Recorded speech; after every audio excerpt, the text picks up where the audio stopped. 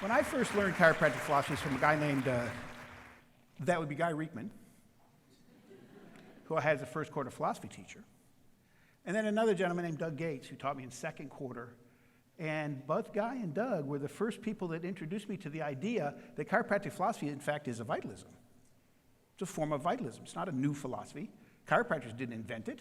The French vitalists were talking about it. And a lot of the people in ancient Greece talked about the idea that there was a mind to the universe. It's not just stuff. It's stuff and thought. And that got me really excited. And I've been working through chiropractic philosophy 4 times a year for the last 35 years, because I go over it with students and we go through it.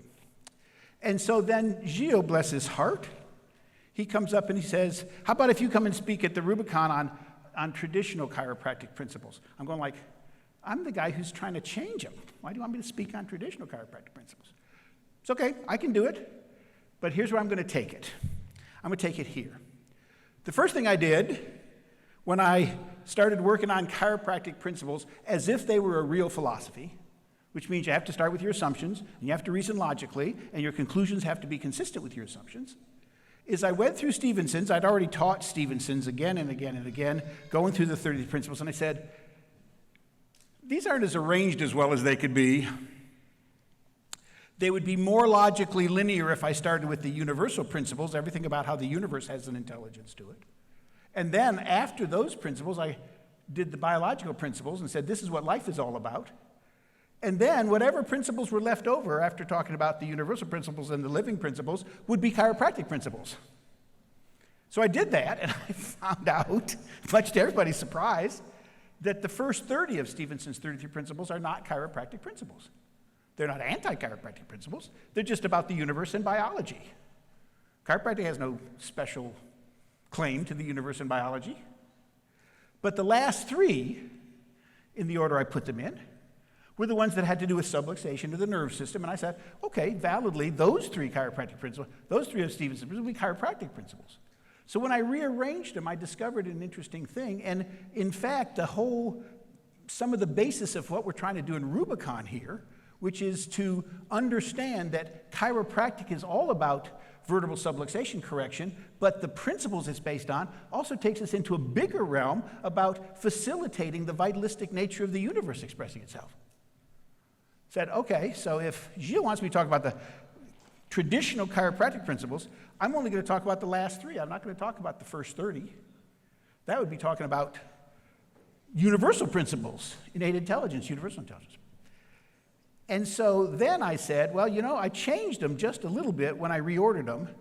And so I could show you how reordering the 33 principles into a logical order that's consistent with from the big to the small, and also change those 3 principles just a little bit. So I thought I'd show you that so that you could see how working on the principles logically also helps you make them better principles. And then I said, and I've also for the last 10 years been trying to completely, not rearrange them because they're in good order, but completely reframe the concepts without losing the concepts. As a matter of fact, with a hope of actually making the concepts even better. But Stevenson's wrote the 33 principles in 1927, and BJ first started to write about them in 1912. So there was some archaic language, didn't take into account the fact that we now know that we live in a universe that science even thinks is more of a thought than just a mechanism. And so I thought what I could do that might be interesting for you this morning, just to see how weird a philosopher's mind works, is take the last 3 of Stevenson's principles, compare them to the way I changed them so that the last 3 of my principles, which I still call Stevenson's principles, just edited, and then compare them to the last chiropractic principles in my current syllogism so you can kind of see where we're going philosophically. Don't know if that'll be interesting or not, but the only thing is when you ask a philosopher to come up and talk, you got to listen to him. Chiropractic principles. They're referred to chiropractic principles because they're only the part of the syllogism that specifically underlies chiropractic practice. The universal and biological principles, on the other hand, are applicable to the development of an appropriate neo-vitalistic perspective on human existence in any and all areas of human functioning and interpersonal relationship. Personally, I wish medicine would start operating on the basis of chiropractic's universal and biological principles. Because then medicine would have to start recognizing that it's the innate intelligence of the body that heals the patient, not the surgeon. And would start doing their surgery in respect of and to facilitate or help the body heal itself, rather than try and take it over and run it. The pharmaceutical industry could well use an understanding that the body's a better pharmacist than it is. But if we're going to talk about the chiropractic principles, we got to talk about the ones that relate to the nerve system and the subluxation that we have used as the basis for chiropractic. These are the three principles that Stevenson's has within it that I identified and said, those are chiropractic principles. The conductors of innate forces, which is principle 28 in Stevenson's list. The forces of innate intelligence operate through and over the nervous system in animal bodies. That's pretty much of a chiropractic principle. Our whole profession exists because we're dealing with the forces of the nerve system and how they're interfered with the functioning of the spinal column. When I updated that, first of all, I moved the principle forward. That's principle 31. It's the last principle. It's in the last three principles, 31, 32, and 33. And here's what I said. This is so subtle you might not notice it, but look, some of the forces the body's innate intelligence creates operates through and over the nerve system in animal bodies. Is that different than the forces of innate intelligence operate over and through the nerve system of animal bodies? It is. You know, innate intelligence creates muscle forces, innate intelligence creates hormone forces, innate intelligence creates chemical forces, innate intelligence creates immunological forces. All of those forces operate in the body to give it health. Innate creates them all. But interference in the spine is about the forces it creates in the nerve system, because the nerve system passes through the spine.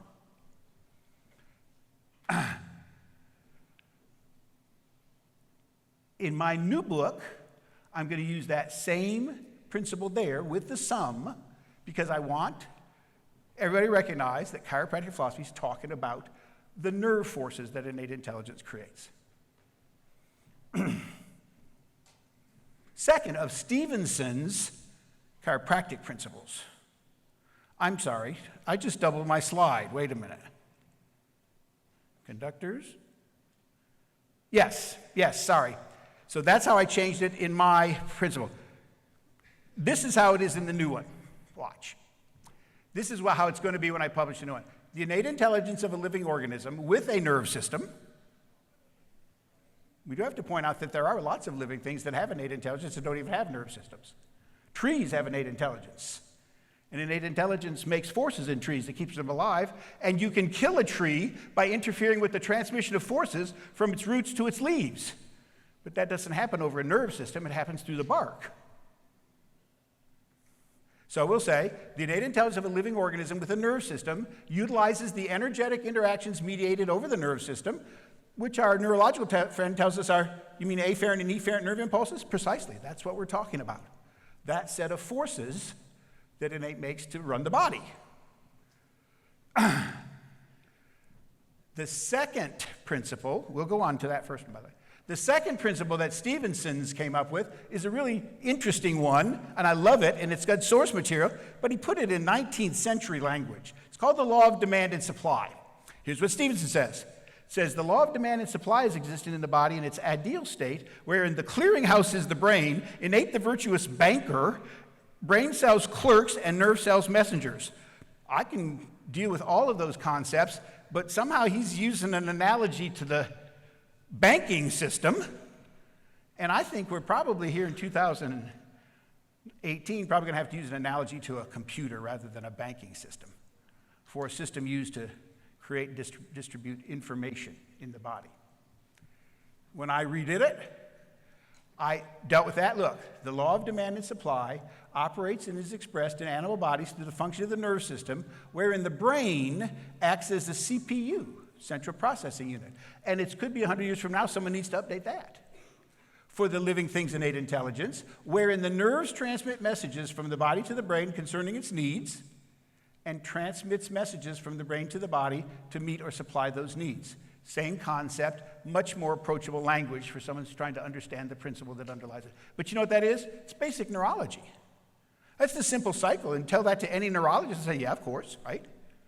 That's how it works.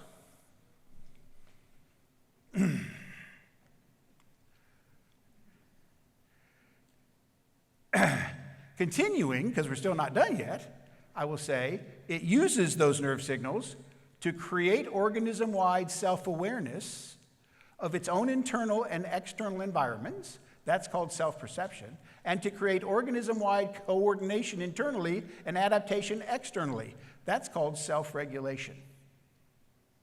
That's how I would describe the nerve system in 2018 and the role it plays and how innate integrates with it. Because this principle starts out by saying the innate intelligence of the body uses that system to do those things. Efferent, afferent, adaptive responses, health, function, etc. Third principle, and this is the most interesting one to me. This is the last principle in my organization of Stevenson's principles. Interference in transmission of the body is always directly or indirectly due to subluxations in the spinal column. Only place in the 33 principles that subluxation is mentioned. Doesn't say what a subluxation is. It's not even appropriate that he should have tried to define subluxation philosophically. Subluxation is not a philosophic concept, it's a scientific concept.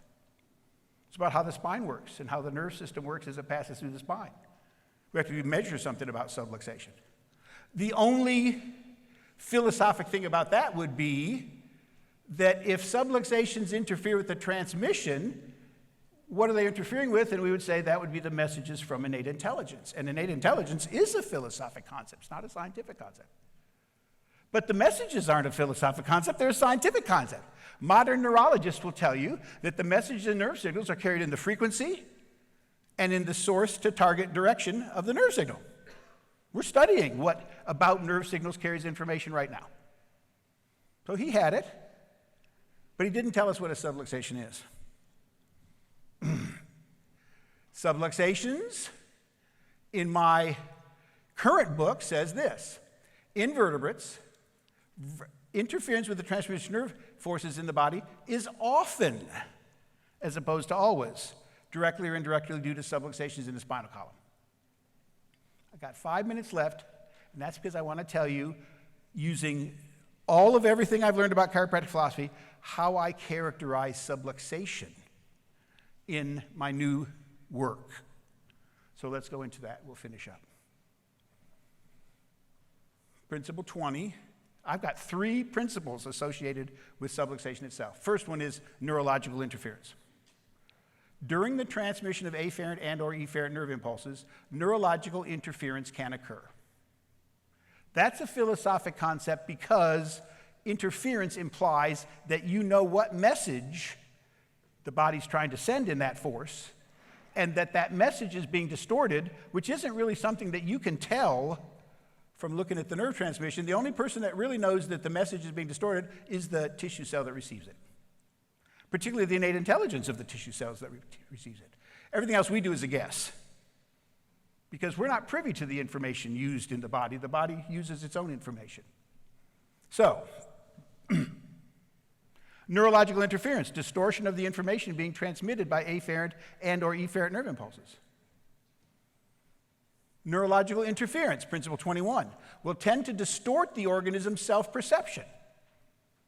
That would be afferently, and or the organism's self-regulation, efferently, diminishing the expression of its own innate intelligence. That's the philosophic part of that principle. That to do so, to interfere with nerve impulses, would also interfere with the expression of the body's wisdom, innate intelligence, which is a philosophic concept. And finally, my last principle, which is the third one that addresses subluxation, that in a little bit too briefly addressed in Stevenson's. Principle 22. Vertebral subluxations, to the extent that they interfere with neurologically transmitted information, that's kind of qualified. How much do they interfere with neurologically transmitted information? Well, I'm going to tell you a secret. That is a scientific question, not a philosophic question. I can't answer that by philosophic reasoning. I got to get in there and dig in the dirt. I got to understand how the nerve system works, where's the information contained, how does subluxation interfere with that information. Philosophically, I know that that information comes from innate intelligence. Will cause, if I interfere with that transmitted information in the nerve system, will cause afferent incoordination, which are misperceptions of the organism's external environment and or its own internal environment. That is an inescapable philosophic conclusion from the first 21 principles. That if the body uses nerve signals to transmit the information that creates health, interfering with those nerve signals will interfere with the creation of health in the body. If then. And or vertebral subluxations, to the extent that they interfere with the transmission of nerve impulses, will create efferent incoordination, which is malfunction internally and or maladaptation externally. Chris Kent came up with a beautiful word called dyskinesis, adaptive errors because of interference to the proper functioning of the autonomic nerve system. Guess how many conditions, symptoms, diseases dyskinesis refers to? All of them. Right? The body starts making errors if you interfere with the connection between its own mind, the mind of the body, the innate intelligence of the body, and the matter that it's controlling using nerve impulses. Traditionally, and also maladaptation. Maladaptation means the body won't be responding to its own environment properly because innate intelligence uses the nerve system to perceive the environment. And if you interfere with that part of it, innate intelligence in its perfection can make a right response to a wrong understanding of the environment because of the limitations of the brain. Traditionally, efferent incoordination has been referred to as dis-ease.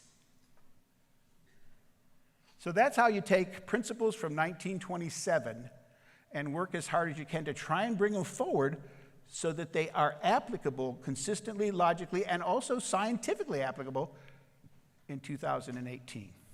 I'm about a couple years away from getting the Big Bush book published. I got 9 seconds left. I'm going to tell you something else. Because I love you all, we're passing out copies of my first book for free to everybody who's here. The only thing you're going to have to do, I've only got, I'm 5 seconds over. He's going to hook me. He said he's going to hook me. The only thing you have to do is you're going to have to sign up to send a chiropractic student to chiropractic college in one of the Rubicon schools before you're going to get a copy of my book. I love you all, and I love chiropractic philosophy. Show yourself in the bright lit sky.